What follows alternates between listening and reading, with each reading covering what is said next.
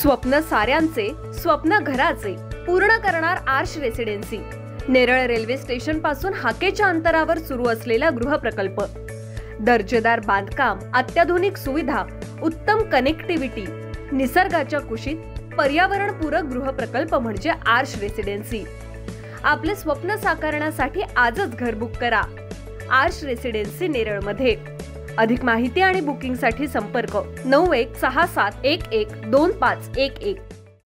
सगळीकडे नवरात्र उत्सव जल्लोषात साजरा होत असताना कर्जत शहरात भाजप आयोजित रंगलेल्या भव्य खेळ पैठणीच्या कार्यक्रमात हजारोंच्या संख्येने महिलांनी उपस्थिती दाखवत उत्सव जल्लोषात साजरा केला। पारंपरिक वेशभूषा परिधान करून आलेल्या महिला वर्गाने खेळाचा आनंद लुटला, तर दीपाली पेरणेकर या खेळाच्या प्रथम क्रमांकाच्या मानकरी ठरल्या, तर मंदा हनुमान कराळे या द्वितीय क्रमांकाच्या मानकरी ठरल्या, तर लकी ड्रॉ मध्ये विजेत्या ठरल्या त्या म्हणजे निकिता भोईर। कर्जत भारतीय जनता पार्टीच्या महिला मंडळ मोर्चाच्या अध्यक्षा नम्रता नितीन कांदळगावकर यांच्या अध्यक्षतेखाली आयोजित लाडक्या बहिणींचा देवाभाऊ या माध्यमातून खेळ पैठणीचा भव्य कार्यक्रम आयोजित करण्यात आला होता। कर्जत रॉयल गार्डन येथे हा खेळ मोठ्या उत्साहात पार पडला। यावेळी तालुक्यातील हजारोंच्या संख्येनं महिला वर्ग या कार्यक्रमात सहभागी झाल्या होत्या।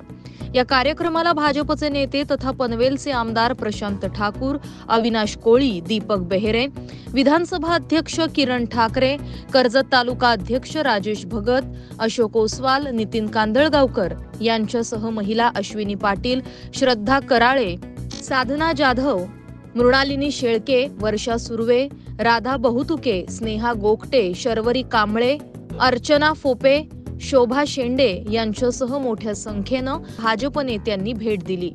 दरम्यान या खेळ पैठणीच्या कार्यक्रमात पारंपरिक वेशभूषा परिधान करून महिला वर्ग हजर झाल्या होत्या। अनेक हिंदी मराठी गाण्यांवर नृत्य करत महिलांनी आपली कला सादर करून खेळाच्या कार्यक्रमात रंगत आणली होती। एकीकडे नवरात्र उत्सव जल्लोषात साजरा होत असताना भाजपकडून ठेवण्यात आलेल्या या खेळ पैठणीचा कार्यक्रमानं महिलांच्या उत्साहात अधिकच भर पडली होती। यावेळी उपस्थित महिलांना रिटर्न गिफ्ट देखील देण्यात आले। कर्जत तालुका भाजप महिला मंडळ अध्यक्ष नम्रता कांदळगावकर यांच्या अध्यक्षतेखाली पार पडलेल्या या कार्यक्रमात भाजप पक्षानं आपली मतदारसंघात ताकद दाखवून दिली आहे, तर कांदळगावकर या नेहमीच सामाजिक कार्यात अग्रेसर असतात। त्यामुळे त्यांच्या या कार्यक्रमात जमत असलेली नागरिकांची गर्दी, त्यामुळे त्या देखील आपल्या मतदारसंघात आपलं राजकीय महत्त्व वाढवण्यासाठी धडपडत असताना या निमित्तानं दिसून येतंय। कांदळगावकर यांनी कर्जत येथे खेळ पैठणीच्या कार्यक्रमातून शक्ती प्रदर्शन केल्याची चर्चा होती, तर दुसऱ्या बाजूला कांदळगावकर या रायगड जिल्ह्यातील सर्वात मोठी ग्रामपंचायत ओळखली जाणारी नेरळ ग्रामपंचायत निवडणुकीत थेट सरपंच म्हणून निवडणूक लढणार असल्यानं त्या चर्चेत आल्या होत्या। त्यामुळे येणाऱ्या काळात भाजप पक्ष आपला मतदारसंघावर दावा ठोकणार हे निश्चित मानलं जात आहे। महाराष्ट्र न्यूज 24 साठी अजय गायकवाड, कर्जत।